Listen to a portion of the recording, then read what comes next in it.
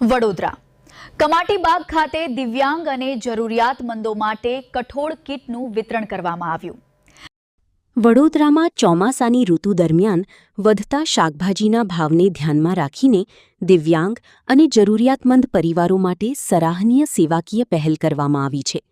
નિઃસહાય blind charitable trust, યુવા મિત્રો અને પારુલ યુનિવર્સિટીના વિદ્યાર્થીઓના સહયોગથી કમાટીબાગ ખાતે વિશેષ કઠોળ વિતરણ કાર્યક્રમ યોજાયો હતો।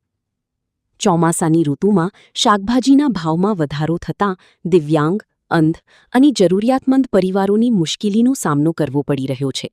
આ પરિસ્થિતિને ધ્યાનમાં રાખીને જરૂરિયાતમંદ લાભાર્થીઓને પૌષ્ટિક આહાર મળી રહે તે હેતુથી કઠોળની કીટનું વિતરણ કરવામાં આવ્યું હતું। આ કીટમાં ચણા, વટાણા, મગ અને મઠ સહિતના વિવિધ કઠોળનો સમાવેશ કરવામાં આવ્યો હતો, જેના કારણે લાભાર્થી પરિવારોને ચોમાસા દરમિયાન સરળતાથી પૌષ્ટિક ભોજન મળી રહે તેવો પ્રયાસ કરવામાં આવ્યો હતો। આ સેવાકીય કાર્યમાં પારુલ યુનિવર્સિટીના વિદ્યાર્થીઓ તેમજ યુવા મિત્રો પણ જોડાયા હતા। યુવાનો દ્વારા જરૂરિયાતમંદો માટે કરવામાં આવેલી આ પહેલને ટ્રસ્ટ દ્વારા બિરદાવવામાં આવી હતી।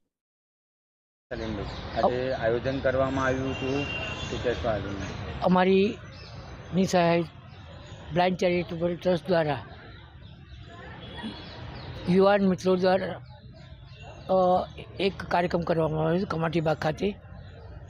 ચોમાસું શરૂ થયું છે, શાકભાજીનો ભાવ ખૂબ વધ્યો છે, એટલે પારુલના વિદ્યાર્થીઓ દ્વારા કેટલાક ગરીબ લાભાર્થીઓને કઠોળની કીટનું વિતરણ કરવામાં આવ્યું છે, જેમાં ચણા, વટાણા, મગ, મઠ વગેરે, જેથી આ શાકભાજી કદાચ અંધજનો કે અપંગો ના લાવી શકે એટલે આ કઠોળ ચોમાસા દરમિયાન ખાઈ શકે। અમે સમાજનો આભાર માનીએ છીએ, યુવાનોનો આભાર માનીએ છીએ અને પ્રેસ રિપોર્ટર મિત્રોનો કે આવા કાર્યક્રમોમાં અમને સહયોગ આપે છે। આભાર।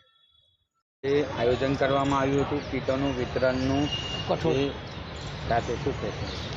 આજે નિઃસહાય બ્લાઇન્ડ ચેરિટેબલ સેવા ટ્રસ્ટ તરફથી કે જે 38 વર્ષથી ડૉક્ટર સલીમભાઈ વોરા પ્રજ્ઞાચક્ષુઓ અને દિવ્યાંગો માટે એક સંસ્થા સરસ રીતે છેલ્લા 38 વર્ષથી ચલાવે છે, તેમાં આજે કમાટીબાગ ખાતે પારુલના વિદ્યાર્થીઓ દ્વારા એક કાર્યક્રમ રાખવામાં આવેલો હતો, જેમાં કઠોળની કીટો દરેક પ્રજ્ઞાચક્ષુઓ અને દિવ્યાંગોને આપી અને એ લોકોએ એક સમાજમાં પ્રેરણારૂપ દાખલો બેસે એના માટેનો એક પ્રોત્સાહિત કાર્યક્રમ રાખેલો હતો।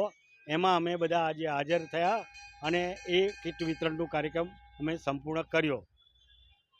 વડોદરા ન્યૂઝ ગુજરાતી આપણા શહેરના તાજા અને સચોટ સમાચાર માટે ફેસબુક, ઇન્સ્ટાગ્રામ, યુટ્યુબ અને વોટ્સએપ પર હમણાં જ જોડાઓ, ફોલો કરો વડોદરા ન્યૂઝ ગુજરાતી।